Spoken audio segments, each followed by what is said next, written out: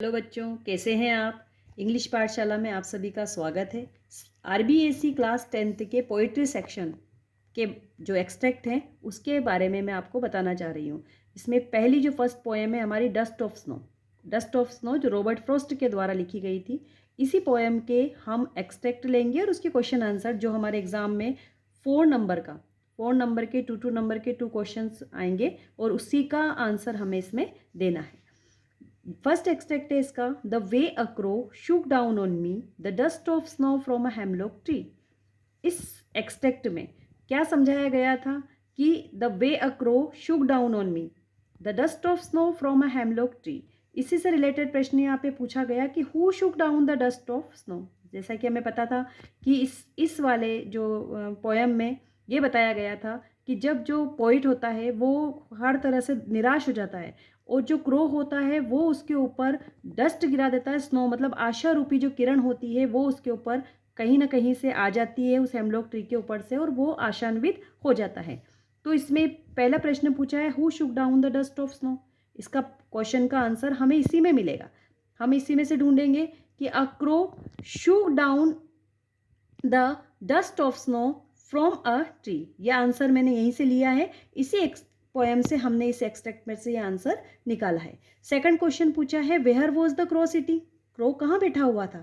The crow was sitting on the branch of a tree named hemlock. The crow was sitting a hemlock tree. तो हमने इसको इस तरह से लिख दिया, the crow was sitting on the branch of a tree named hemlock. ये इसका फर्स्ट एक्सट्रैक्ट कंप्लीट होता है। इसी का सेकंड एक्सट्रैक्ट है जो गिवन पार्ट है, रिमेनिंग पार्ट है, has given my heart a change of mood and saved some part of a day I had root.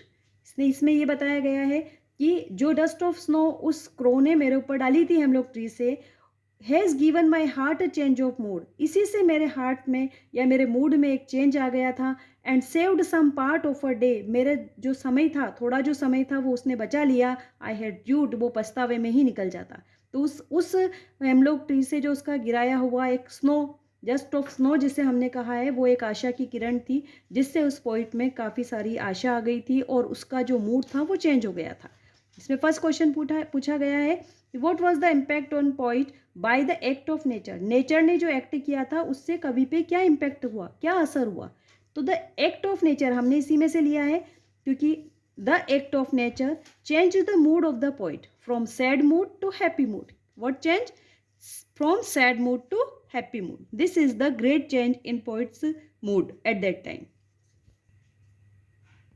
इसी एक्सट्रैक्ट से सेकंड क्वेश्चन हमसे पूछा गया है what was the previous condition of the poet, why was so, कि कवि की जो पहले जो कंडीशन थी वो क्या थी और ऐसा क्यों था।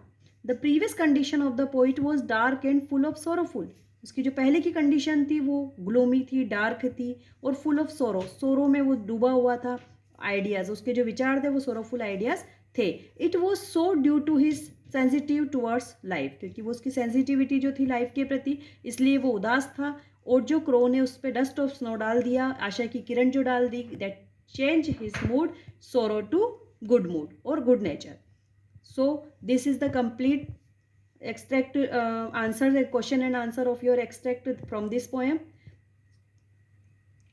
Okay, thank you. और ये जो मैंने आप कमेंट बॉक्स में ज़रूर कमेंट करके बताएं कि जो मैंने पोएम समझाई है आपको, आशा करती हूँ कि समझ में आई होगी। और किसी चीज़ के भी आपको वीडियोस चाहिए तो आप मुझे कमेंट बॉक्स में ज़रूर कमेंट करके बता दें।